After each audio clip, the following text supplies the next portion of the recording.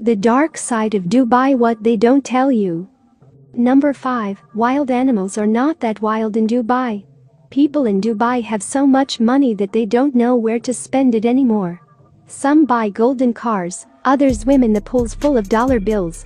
Don't get me wrong, that is alright as long as it doesn't hurt anyone.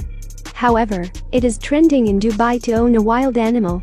The sheiks are not happy with dogs and cats anymore, so they just buy themselves a tiger, panther, leopard, lion, or any other exotic animal.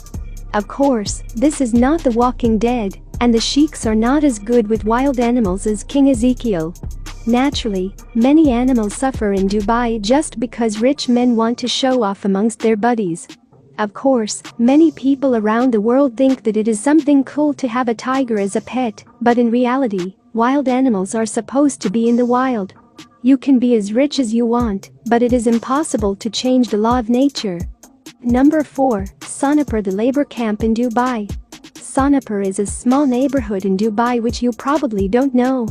I mean, despite the fact that Sonepur means land of gold in Hindu, it has nothing to do with gold. In contrary, Sonepur is the home of all the poor labor workers in Dubai. Over the years, it became the labor camp which attracts more and more semi-slaves from the third world countries. According to estimations, over 150,000 laborers are surviving in Sonepur under the unbearable conditions. 8 or more workers usually share one tiny room, 100 share one bathroom, and they are also lucky if they get any food on a given day.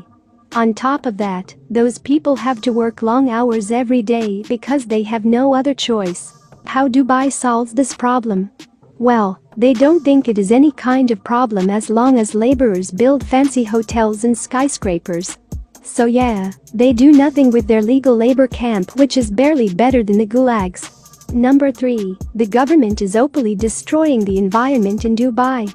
Dubai is developing so fast with the help of their slavery workforce. Every day more and more complexes appear in this city out of nowhere. Investors don't want to wait, they want their stuff now. Naturally, there is a lot of sewage and chemical waste from the construction sites. However, sewage treatment facilities cannot keep up with the pace, and the lines for dumping the waste became so long that many businesses decided to dump their chemicals elsewhere. By saying elsewhere, I mean the sea. Many tourists started noticing that the sea is getting dirtier, and soon it will become dangerous to swim there. How did the government react to this? They simply shut themselves from the people with a wall of silence. Also, the government made sure that people understand that bringing this question up to the public will result in deportation out of the country. Number 2. Human trafficked in Dubai. The laws are extremely strict in Dubai when it comes to alcohol, drugs, and sex. A girl can get in trouble just by walking down the street with her hands not covered. However, when the night comes, everything changes.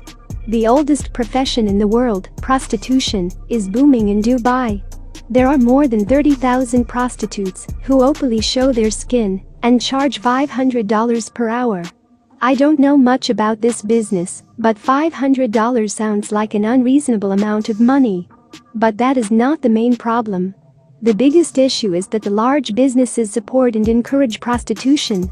Of course, it is one of the best trades in Dubai, and it makes them rich.